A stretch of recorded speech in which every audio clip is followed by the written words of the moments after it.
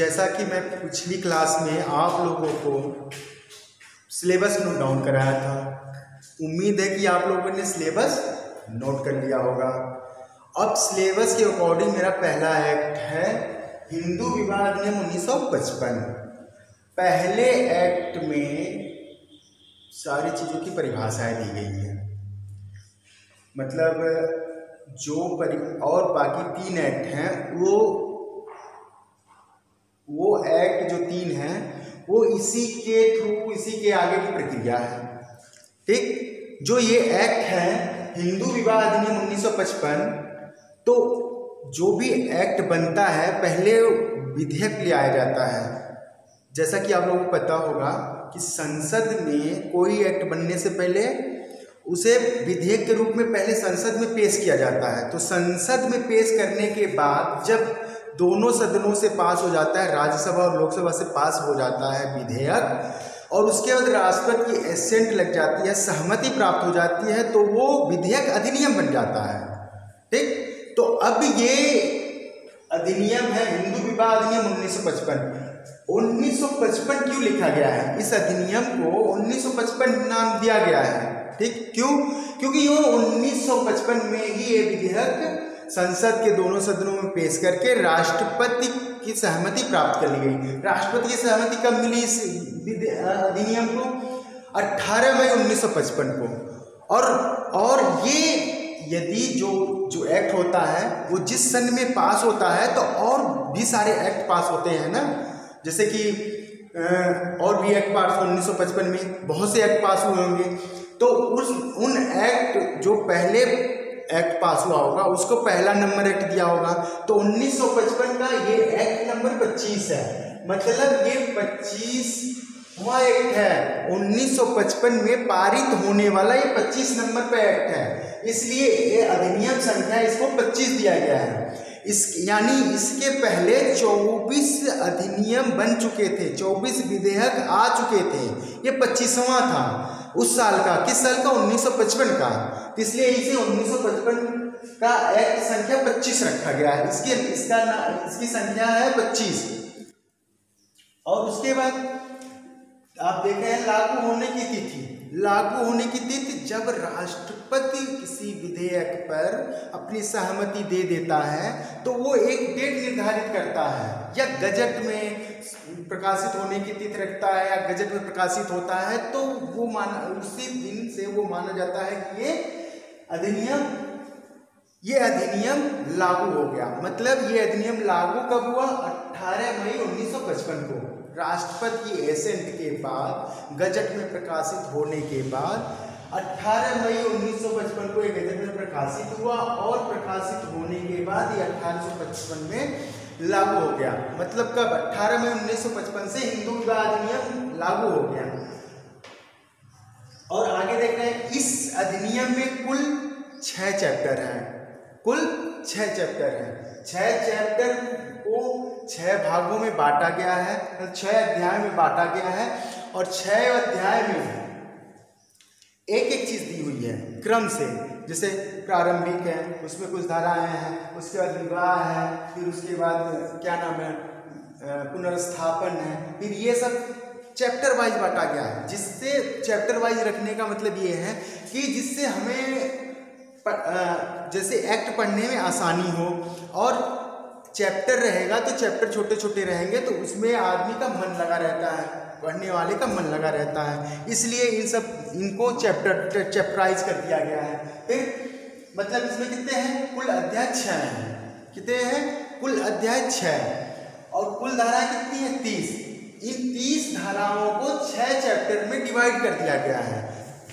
ठीक, और इन 6 चैप्टर को 30 धाराओं में इसलिए रखा गया ताकि छोटे छोटे भाग हो जाएं और हमें पढ़ने में आसानी हो, और हर एक सेक्शन का अपना अपना महत्व होता है। देखिए अध्याय 1 है। अध्याय 1 में क्या है? प्रारंभिक है। प्रारंभिक मतलब चीजें जो शुरुआत होती हैं, जैसे कि क्या नाम है, प्रारंभिक क्या है, उसमें सेक्शंस रहते हैं। सेक्शन 1 से 4 तक है। प्रारंभिक में सेक्शन 1 से 4 तक है, 1 से 4 तक। सेक्शन 1 से 4 तक। तो हम जब हर एक्ट का अपना अपना अपना अपना एक डिवाइडेशन होता है, डिवाइड किया हुआ होता है, तो उसके अकॉर्डिंग हम पढ़ेंगे। ठीक, तो अध्याय 1 में प्रारंभिक है, प्रारंभिक में 1 से 4 तक धारा है। ऐसे ही आगे की सेक्शन से आगे की अध्याय है, आगे की धाराओं को हम पढ़ेंगे।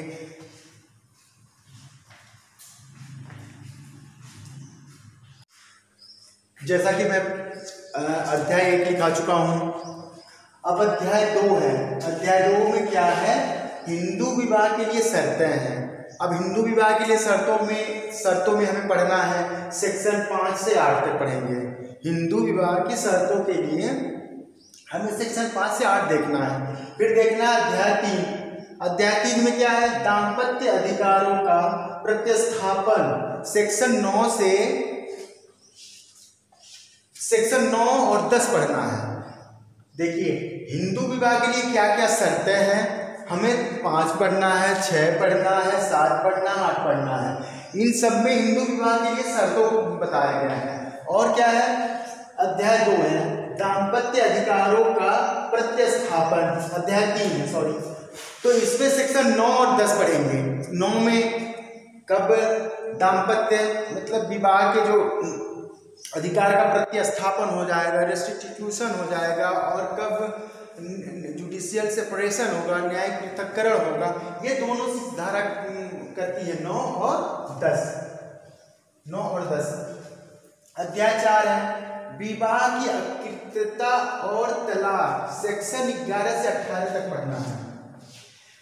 विवाह की अकृत्यता मतलब विवाह कब शून्य होगा, कब शून्यकरणीय होगा, और तलाक के बारे में इस सेक्शन में हमें इस अध्याय में पढ़ना है।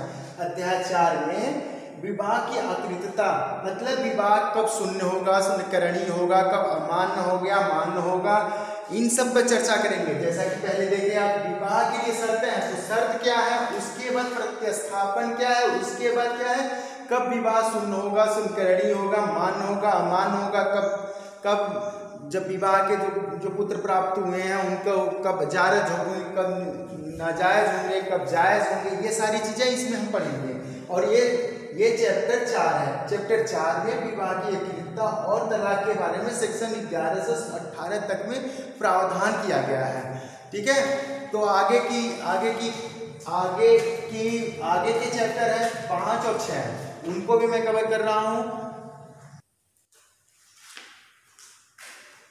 चैप्टर 4 लिखने के बाद अब आता है आपका चैप्टर नंबर 5। इसमें क्या पढ़ना है, क्षेत्राधिकार और प्रक्रिया। मतलब हिंदू विवाह, शादी, तलाक जो भी हम पढ़ लिए हैं, उसका क्षेत्राधिकार और प्रक्रिया क्या होगी, इसके बारे में बताया गया। अध्याय 6 है, व्यावृत्तियां और निषंखन। मतलब ये एक्ट कहाँ कहाँ किस किस को सेव भी करता है, वो उसे कहते हैं व्यावृत्तियां, मतलब सेव करता है। ये एक्ट कहाँ कहाँ लागू नहीं होगा, कहाँ कहाँ लागू होगा, और मतलब कितना लागू होगा ये बताता है, और किस पे वरीयता करेगा, ये सेविंग क्लास बोलते हैं, इसे सेविंग क्लास बोलते हैं। तो सेविंग मतलब सेव करता है, ये कौन से एक्ट पे ये इसका प्रभाव नहीं होगा, किस पे होगा, किस पे नहीं होगा, ये बताता है। और निरसन खंड मतलब क्या है कि कौन कौन से क्या क्या निरसित किए गए हैं, मतलब खत्म करके दिए गए हैं इस खंड में, वो चीजें बताई जाती हैं। ठीक, और अब जैसा कि मैं पहले बता चुका हूं, अध्याय 1 में प्रारंभिक है।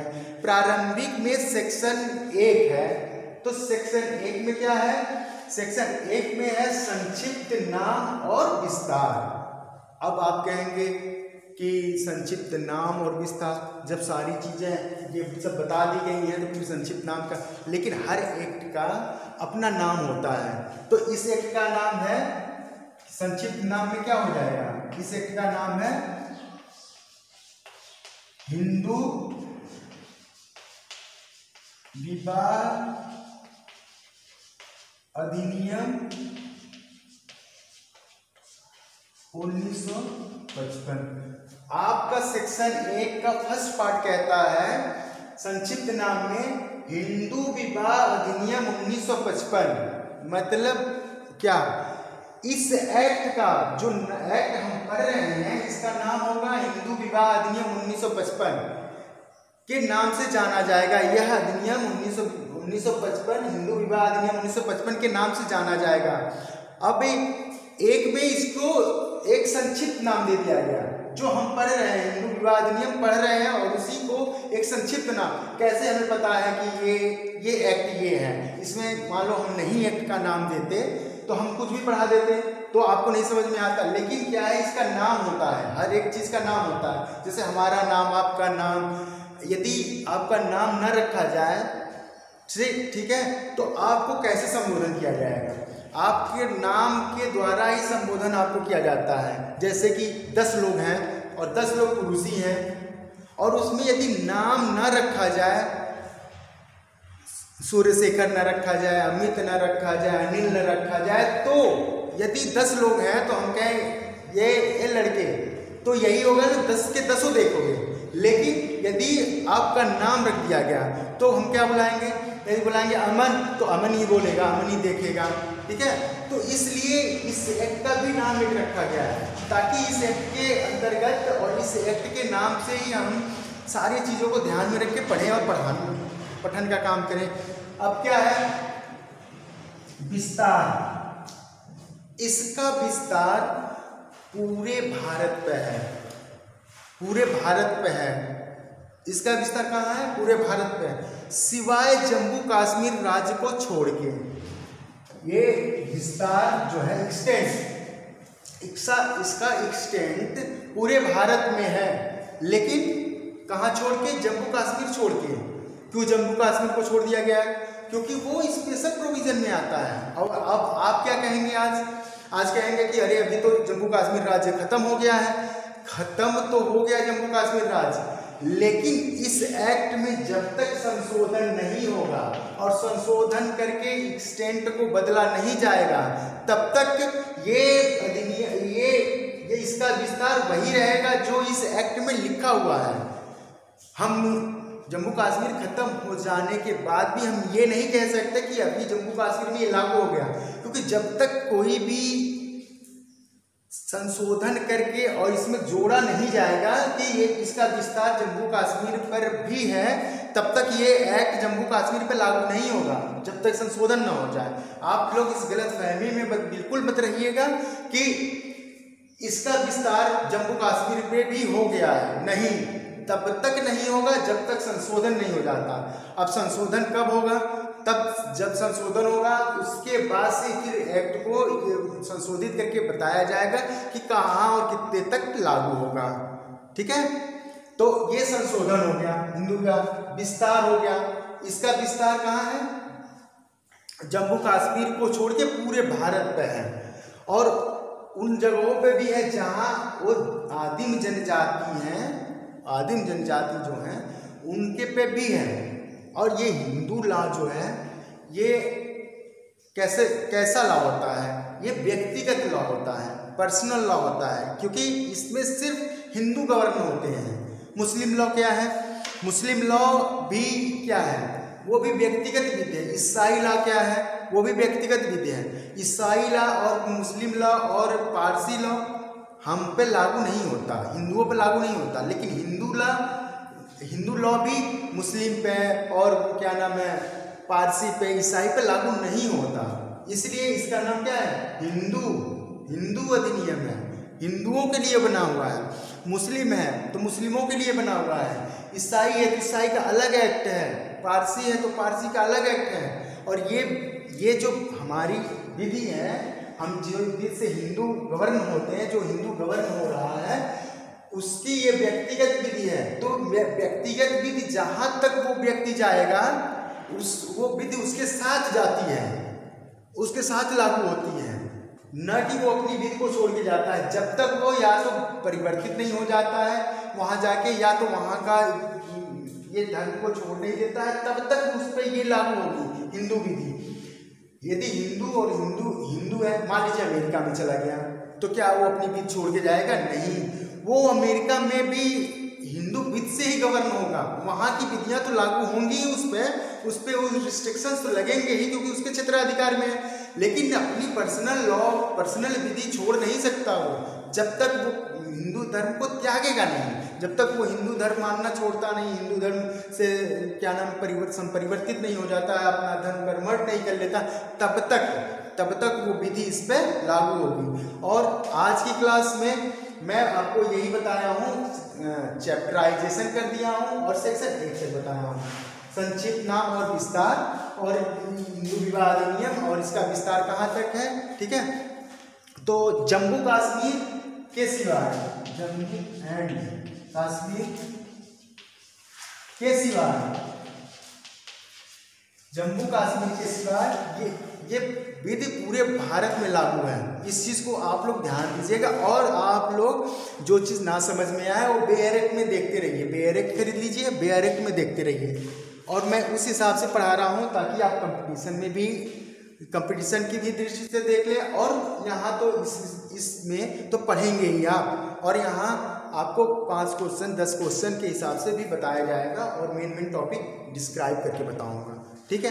तो आज की क्लास यहीं तक है।